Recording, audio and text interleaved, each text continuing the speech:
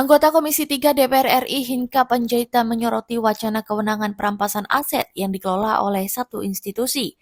Hinca mengingatkan potensi persoalan jika lembaga yang mengelola aset sekaligus bertindak sebagai pengawas, terlebih aset rampasan yang bersifat hidup membutuhkan biaya dan pengelolaan yang tepat agar tetap bernilai.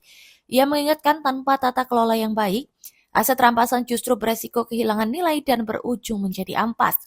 Hal tersebut disampaikan Hinca dalam rapat dengar pendapat umum terkait RUU Perampasan Aset di Gedung DPR Jakarta, Selasa 4 Agustus 2026.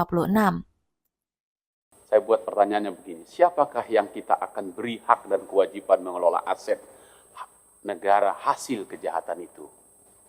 Pertanyaan sederhana itu akan mengangkut kepada power, kepada siapa power ini harus diberikan gitu.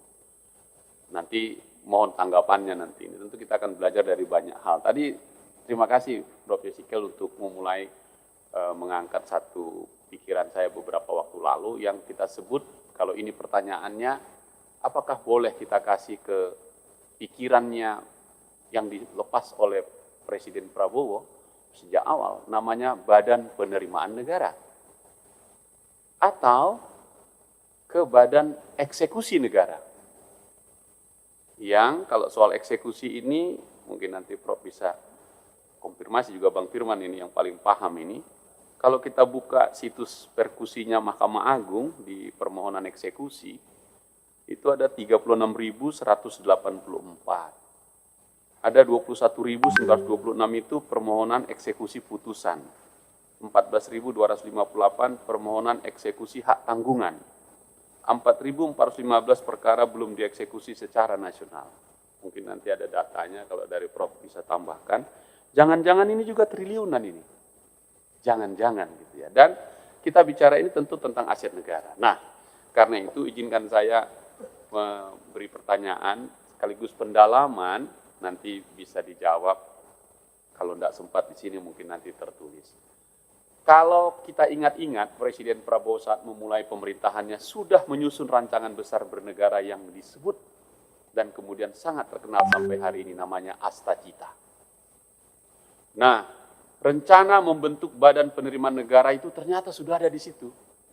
Dan bahkan sudah dimasukkan dalam RPJMN 2025-2029. Jadi dari rancangan besar Astacita turun ke RPJMN, turun ke program hasil terbaik cepat, quick wins, bahkan turunlah itu yang disebut di quick win itu butir ke-8, yang disebut mendirikan Badan Penerimaan Negara dan meningkatkan rasio penerimaan negara terhadap produk domestik bruto ke 23%. Saya lagi pikir-pikir, karena yang kita omongin kan aset nih, ujung-ujungnya kan dapur keuangan negara ini, ke sana mau kita arahkan. Nah, jadi saya ikutin ini sejak kampanye juga disampaikan, dan pengamatan saya belum banyak orang yang bicara ini.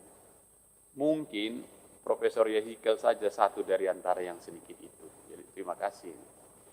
Dan tadi sudah mulai diangkat gitu sejak tahun 2024. Nah, dalam tulisan-tulisan Prof Yesikel saya coba baca gagasannya.